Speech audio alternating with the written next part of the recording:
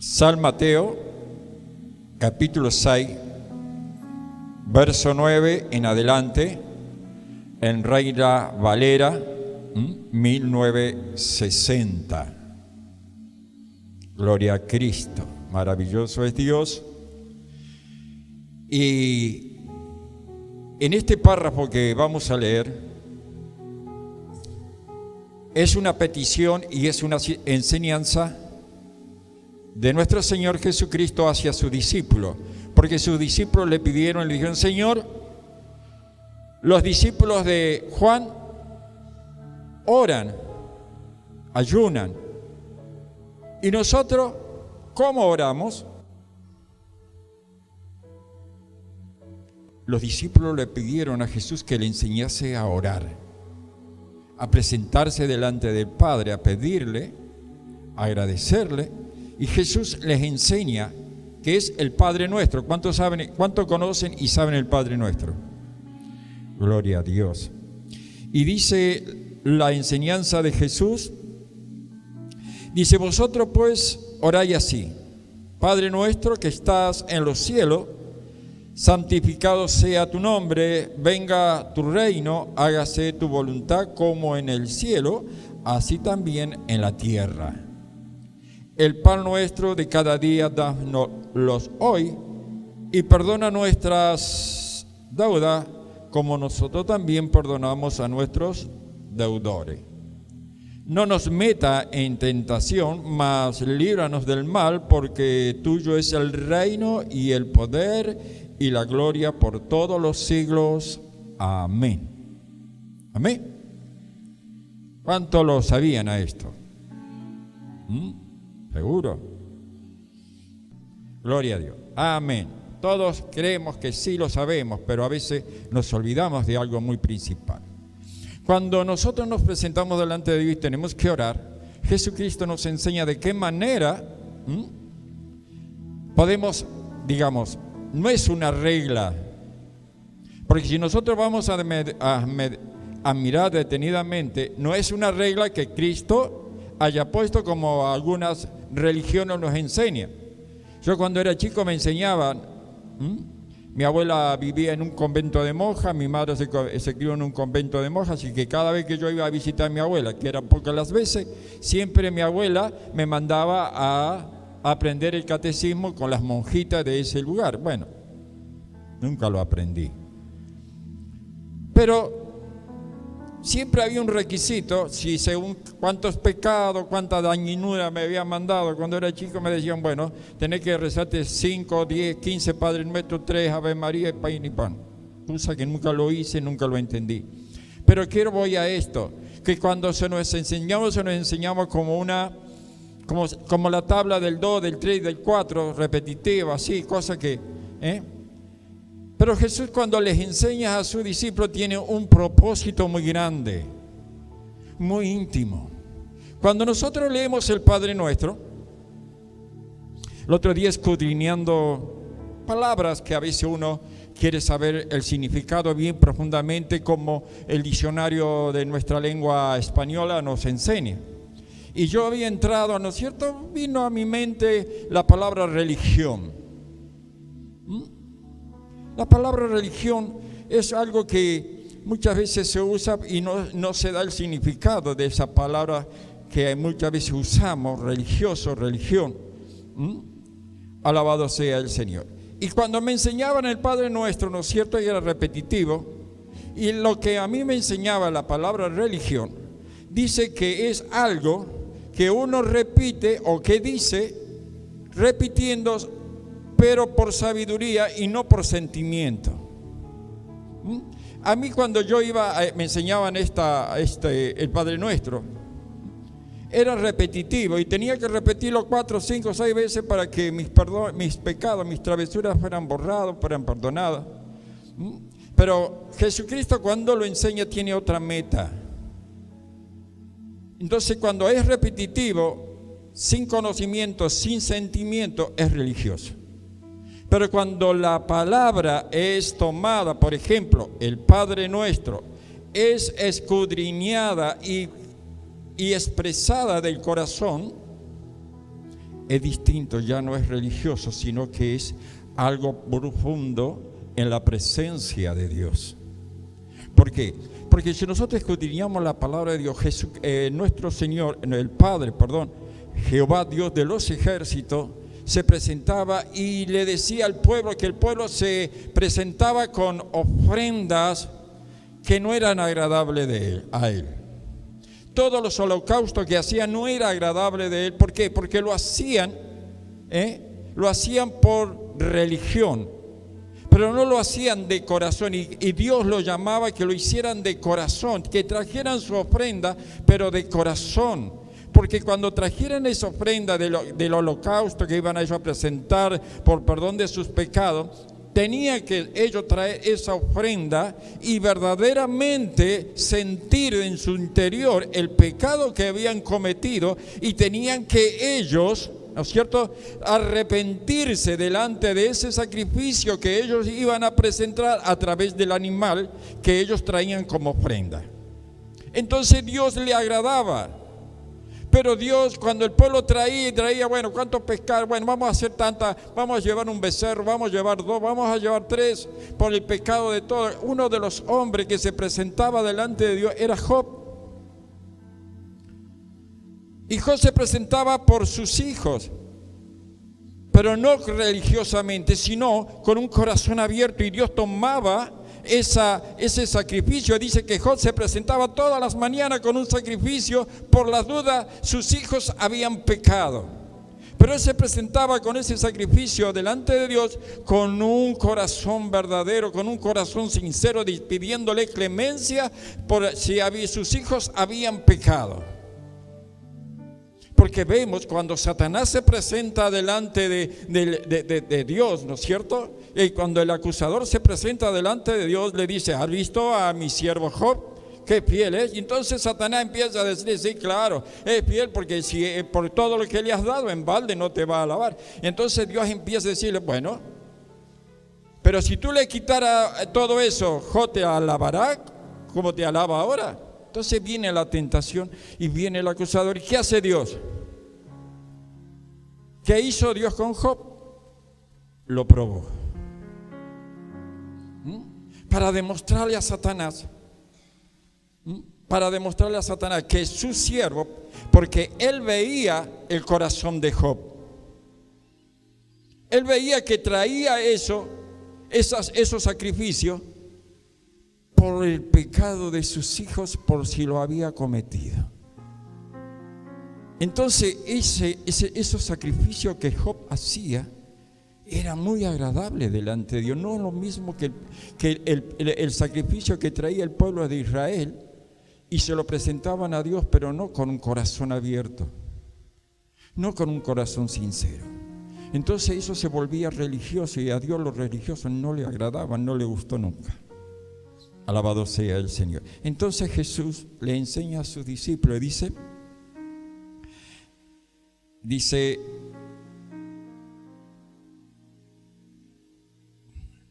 Padre nuestro que estás en los cielos, santificado sea tu nombre. Digamos que Dios le enseña a sus discípulos: cuando ustedes se presenten a orar al Padre, ustedes sepan que ustedes tienen que mirar hacia el cielo, pero no con los ojos literales, sino con los ojos del corazón, reconociendo que el Dios Todopoderoso, nuestro Dios, está allí, está en los cielos, en los cielos. ¿Y? Entonces le dice: santificado sea tu nombre. Cuando Jesús le dice santificado sea tu nombre, le enseña a su discípulo que en vano no se tiene que tomar el nombre de Dios, que el nombre de Dios tiene que ser santificado. El nombre de Dios tiene que ser de nuestros labios algo sincero y verdadero, reconociendo la gloria y la grandeza de Dios, para que Dios vea lo que tú estás diciendo con tus labios, lo que le estás dando, esa ofrenda, esa alabanza, esa exaltación. Cuando tú le dices a Dios que Él es el más grande, que es el Dios del universo, que tú le dices a Dios que tú crees que Él ha hecho las estrellas y todo lo que existe, Entonces tú estás reconociendo y le estás diciendo: Padre, tu gloria es maravillosa, tu gloria es incomparable, tu gloria no se puede calcular, porque aún nuestros ojos no pueden ver toda tu gloria. Alabado sea el Señor, santificado sea tu nombre.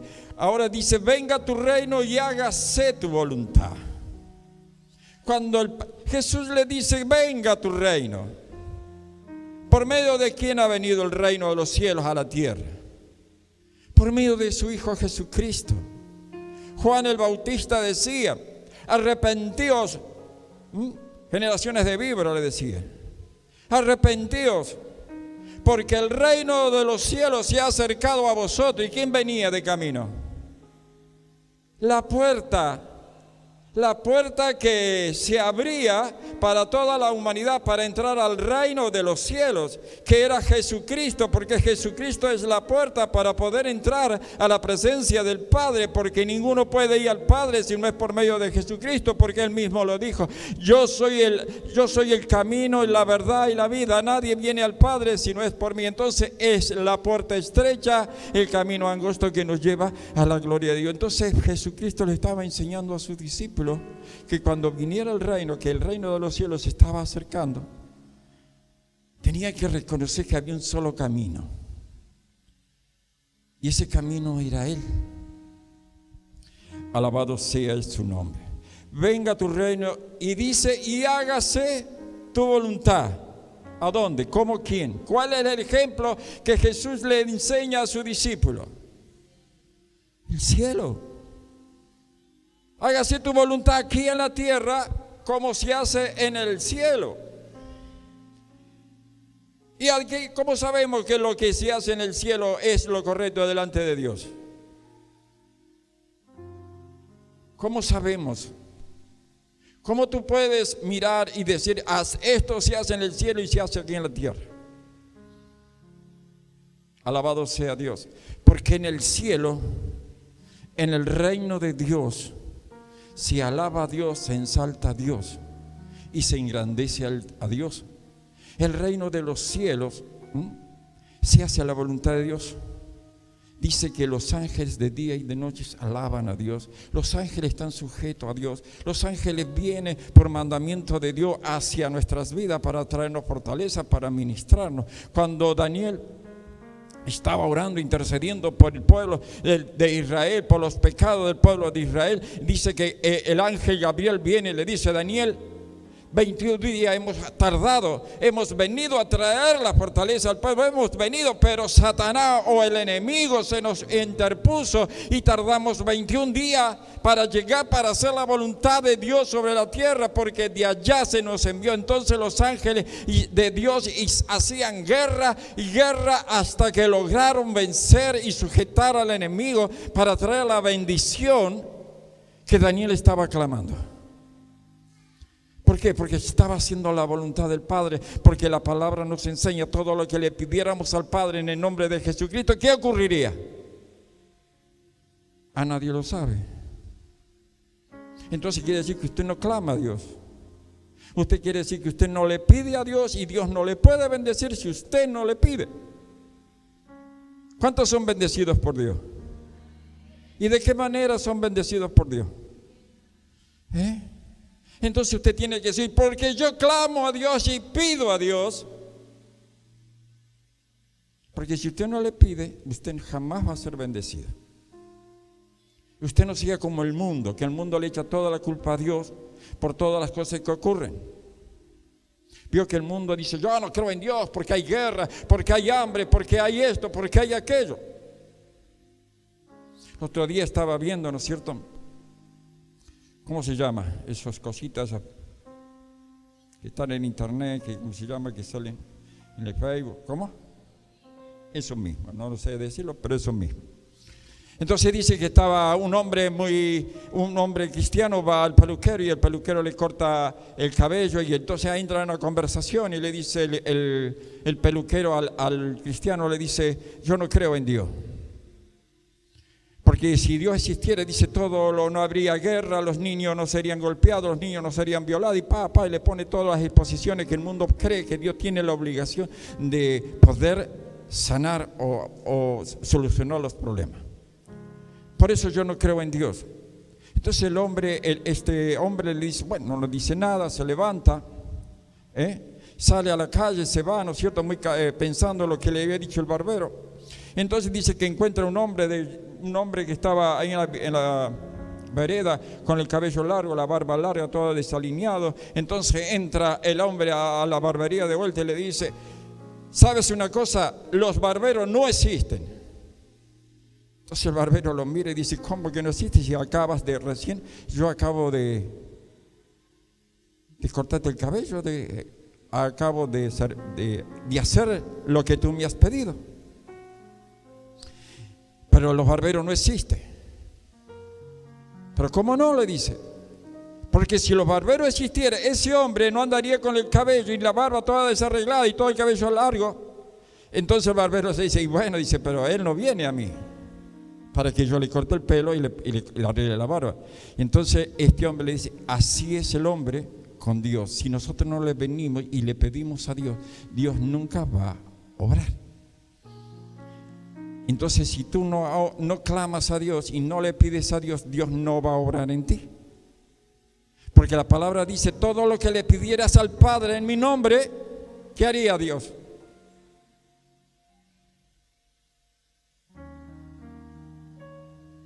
Nadie sabe lo que va a hacer Dios. Nadie sabe lo que va a hacer Dios. Vamos a repetir el versículo. Vamos a repetir el medio versículo. Todo lo que le pidieras al Padre en mi nombre, ¿qué? Yo lo haré. Pero anterior, porque por eso dije medio versículo. Porque Cristo dijo, si cumplieres la palabra, los estatutos de mi Padre, que ese es uno de los grandes que tenemos que saber, entender. Si tú cumples los mandamientos de mi Padre, haces la voluntad de mi Padre, el Padre te va a bendecir todo lo que yo le pidiera en tu nombre. Amén. Gloria a Jesucristo. Entonces Jesucristo le estaba enseñando a sus discípulos que el reino, que los cielos, la voluntad de Dios se hiciera aquí en la tierra como se hace en el cielo. En el cielo se sirve a Dios sin decir nada, sin preguntar nada. Así también la tierra, y el pan nuestro de cada día, dánoslo hoy. Eso es, ahora viene la petición. Una vez que hemos alabado a Dios, le hemos engrandecido, entonces vamos y le pedimos a Dios que Dios nos bendiga. ¿Cuántas necesidades tenemos delante de Dios todos los días? Yo tengo todos los días necesidad delante de Dios. Primero le alabo, le ensalto, le glorifico. Le doy gracias por el desayuno, le doy gracias por la salud, le doy gracias porque pude levantarme. Y le doy gracias principalmente porque sé que Él está conmigo. Amén. Entonces, el pan nuestro de cada día, Dios me lo va a dar. Tengo la certeza que Dios me va a dar cada día el pan. Sea pan duro, sea pan blando, sea pan, pero es pan. Alabado sea el Señor, porque no solo de pan vivirá el hombre, sino de ¿qué? Aleluya, que esté la palabra de Dios esté en nuestro corazón, en nuestra alma, en nuestro espíritu, allí obrando, trabajando en fe y en esperanza grande y poderosa. Amén. Dice, cada día danos hoy y perdona nuestros pecados, perdona nuestras deudas, como nosotros, ¿qué hacemos nosotros? ¿A quién? Al que nos hicieron, al que nos metieron el dedo en el ojo, los que nos metieron el dedo en la oreja, los que nos metieron el dedo en la llaga. Tenemos que perdonarle. ¿Cuántos sabían esto? Cosa difícil, ¿verdad? Pero no es un sentimiento. Yo sabía que no es un sentimiento, perdón. Yo lo voy a perdonar, pero cuando yo lo sienta. Si tú no te presentas delante de Dios y le dice: Señor, perdono a mi hermano que me metió el dedo en el ojo. ¿Dios qué dice? No te va a perdonar Dios de tu falta. Porque acá dice, Señor, le está diseñando a Jesús a pedir perdón. Dice, perdona nuestras deudas. Le está diciendo al Padre: Padre, perdona mis deudas, perdona mis pecados, así como yo he perdonado. Si tú no sientes el perdón de Dios es porque tú no perdonaste. Si tú no sientes la certeza de Dios que está contigo es porque no perdonaste. Porque el perdón nos aleja del pecado. Perdón, no, el pecado nos aleja de Dios. Alabado sea su nombre.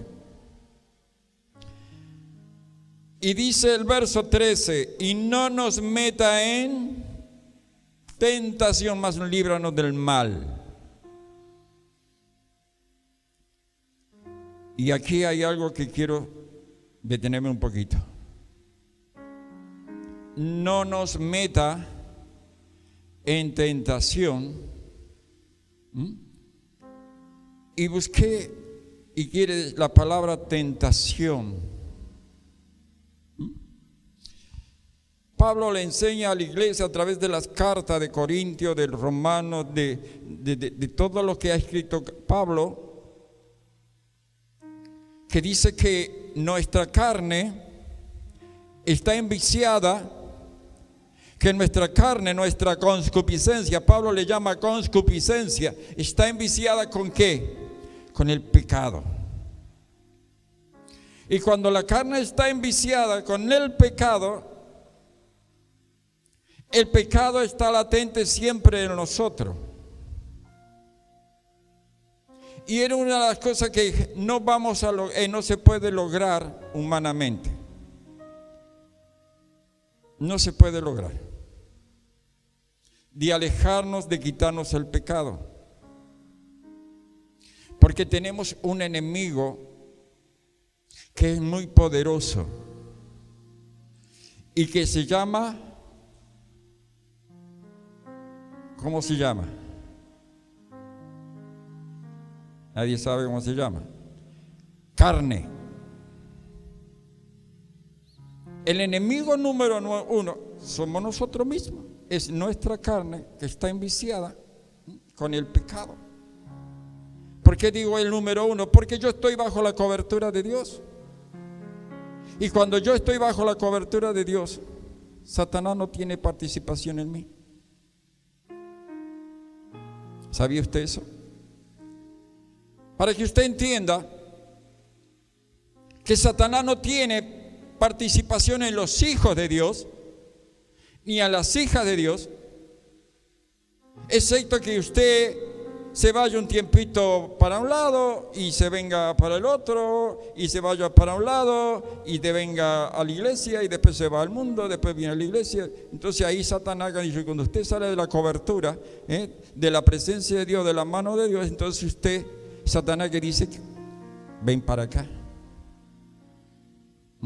ven para acá, porque te has metido en mi terreno, ya no estás bajo la cobertura. Usted no se olvide que el príncipe del mundo, ¿quién es? Satanás. El príncipe del mundo está Satanás. El reino de los cielos, ¿dónde está? En nosotros, ¿verdad? El reino de los cielos, de Dios está en nosotros. Así que en mí está el reino de Dios, Dios está sobre mi vida. Entonces yo, estando bajo la cobertura, el orden y el propósito de Dios, estoy resguardado. Es el Salmo 91, el que habita al abrigo del Altísimo morará bajo la sombra del Omnipotente. Diré yo a Jehová, escudo mío, esperanza mía, eres tú. ¿No es cierto? Bajo la mano del poderoso de Dios no hay quien los toque. No hay quien los toque, y hacemos la voluntad, no hay quien los toque, ¿verdad? Gloria al Señor. Quiero compartir otro versículo que está en Lucas. Lucas capítulo 22. Gloria a Cristo. Lucas 22, 31.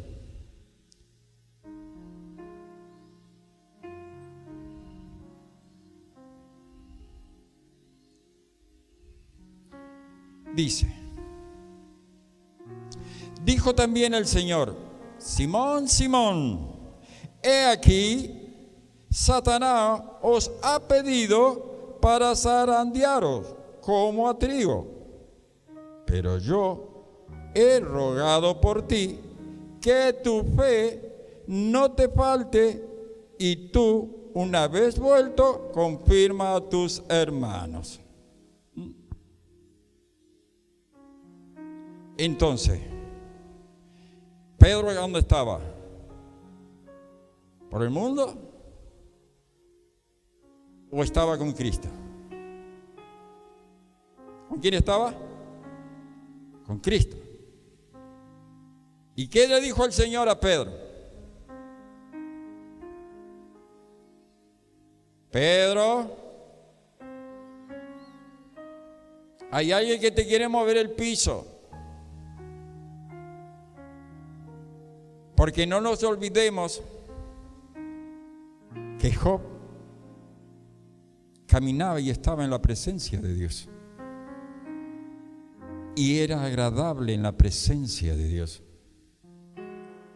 Y el Dios decía, se ponía contento, y vamos a decir como estaba como orgulloso de Job por su fidelidad, porque él conocía la fidelidad de Job. Así como Jesucristo conocía la fidelidad de Pedro. ¿Verdad? Entonces, ¿qué hizo el Señor Jesucristo? Lo guardó, lo acobijó. ¿Qué hizo? Se lo entregó. Porque es necesario que nosotros, que Dios permita que nosotros seamos tentados. Porque en la tentación, Dios ve nuestra fidelidad. En la tentación, Dios ve nuestro corazón y lo que hay en nuestro corazón para agradarle a Él. Yo siempre digo, a mí Satanás nunca me tentó con el alcohol, con el cigarrillo, con la droga, con las mujeres. A mí Satanás nunca me tentó. ¿Por qué?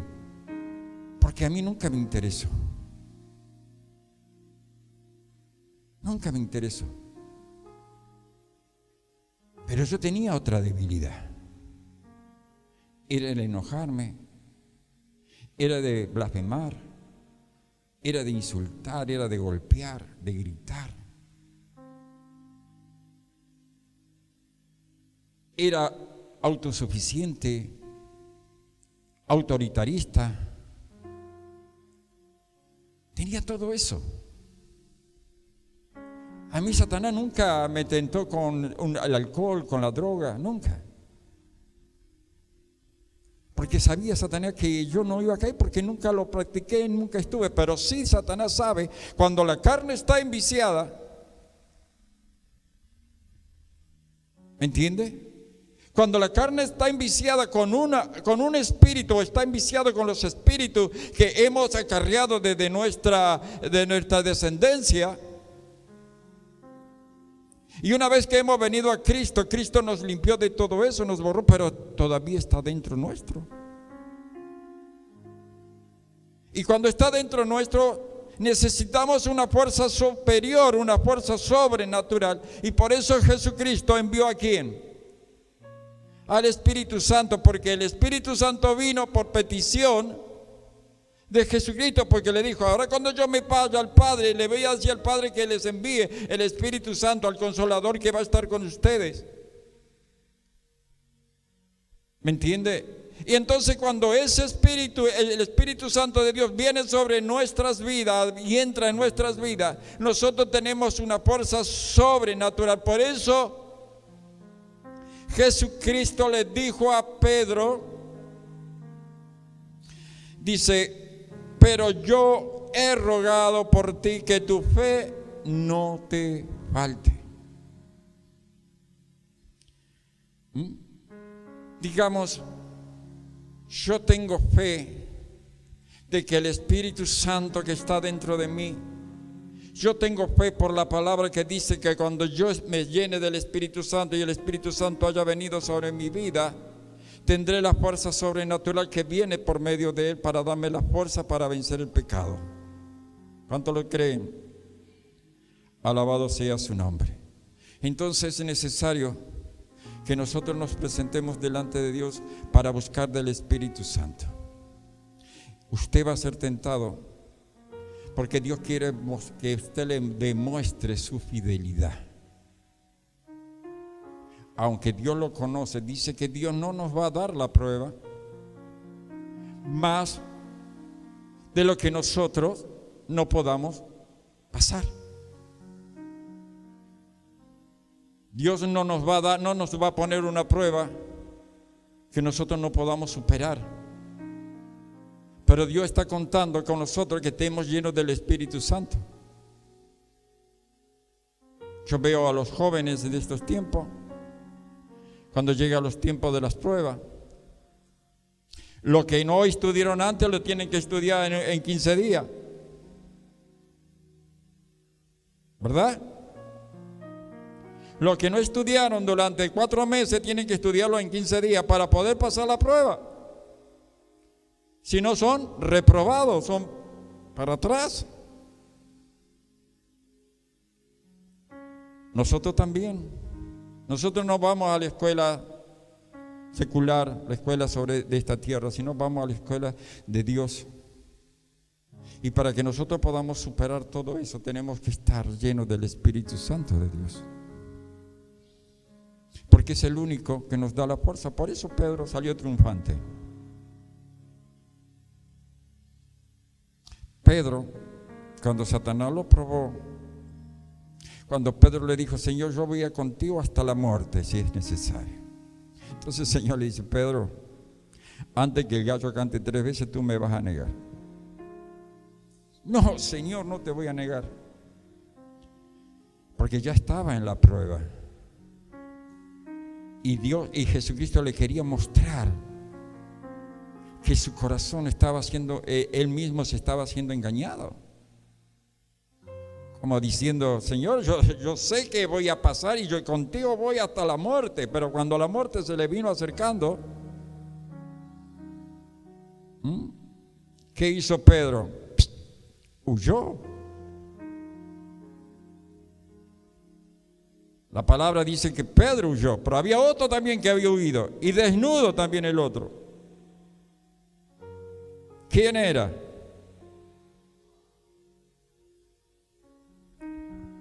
Había un joven también, y dice que también disparó. Y le dijo, este también que vaya desnudito también estaba con él. Dice que era su discípulo amado. Entonces a veces cuando vienen las pruebas tenemos que estar bien agarrados y bien firme en lo que hemos creído, lo que tenemos en nuestro corazón, porque Dios quiere ver tu fidelidad. ¿Cuánto sos capaz de dar? Pedro en ese instante fracasó. Y dice que cuando se dio cuenta que no había pasado la prueba, dice que lloró amargamente por haber defraudado a su maestro. Pero Pedro en ese instante no estaba el Espíritu Santo de Dios sobre él. Porque todavía el Espíritu Santo no había venido sobre sus discípulos, porque el Espíritu Santo estaba en Jesucristo. Y Jesucristo les dijo, yo tengo que irme para que pueda venir el Espíritu Santo sobre ustedes. Y cuando Jesucristo se fue, le dijo, no se vayan, quédense acá, que muy pronto van a ser investidos, van a ser llenos del Espíritu Santo. Y cuando ocurrió eso, fue Pedro el primero que se ganó 5,000 almas, predicando el Evangelio. Y después Pedro no le importó todo por todo, tenía que pasar, él lo enfrentaba, él sabía que había un lugar muy especial para él en el reino de los cielos cuando pasaba todas las pruebas, pero era necesario que él llorara y se arrepintiera amargamente de que cuando él creyó que estaba fortalecido y que no había capaz nadie que lo pudiera derribar. Amén. Tú no te creas fortalecidos cuando Dios te ponga sobre toda prueba. Ahora, ¿las pruebas son buenas o son malas? ¿Cómo la estás mirando tú? ¿Cómo estás pasando la prueba?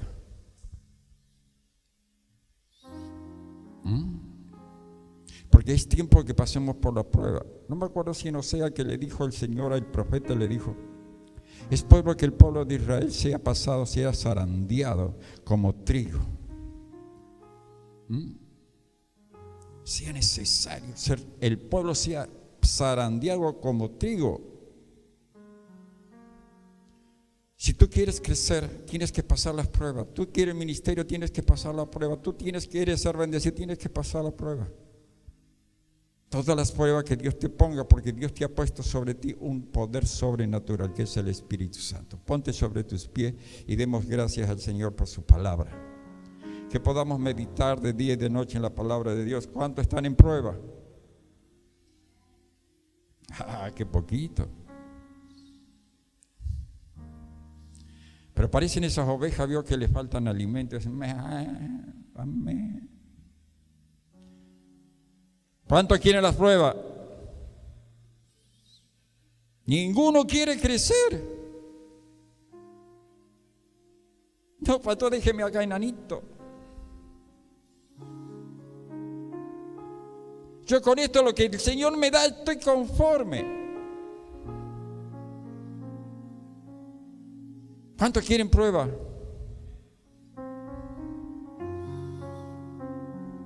Pero hay que pasarla. Hay que pasarla. Gloria a Dios. Padre, te doy la gloria a ti porque tú eres el Dios grande, santo y poderoso. Señor, tu misericordia se encuentra a nuestro lado y en nuestro ser. Tu amor es grande y maravilloso, tu mano es poderosa, Señor. El tentador viene, Señor, y tú nos das la victoria. Porque tú nos das la fuerza sobrenatural. Señor, en ti buscamos porque sabemos que nuestra salida está en ti. Tú eres quien me da la fuerza para pasar las pruebas. Ayúdame, Señor. En mi oración tiene que estar esta palabra: Señor, no me metas en tentación, mas dame la fuerza, Señor. Pero acá es como tú dijiste, Señor, es necesario que pase por este lugar. Pero sé que estoy contigo, Señor, en todo el valle de sombra y de muerte. Tú acampas a mi alrededor. Gracias, Padre, porque sé que tú me has de sacar en victoria. Gracias, Señor, por las pruebas que he tenido y por las que han de venir, Señor. Porque eso es fidelidad hacia ti. Dame la fuerza que viene de ti, Espíritu Santo. Te pido tu ministración sobre mi vida de día y de noche, más aún cuando descanso en mi lecho. Yo necesito que tú me ministres, Señor, y hables en mis sueños, Señor.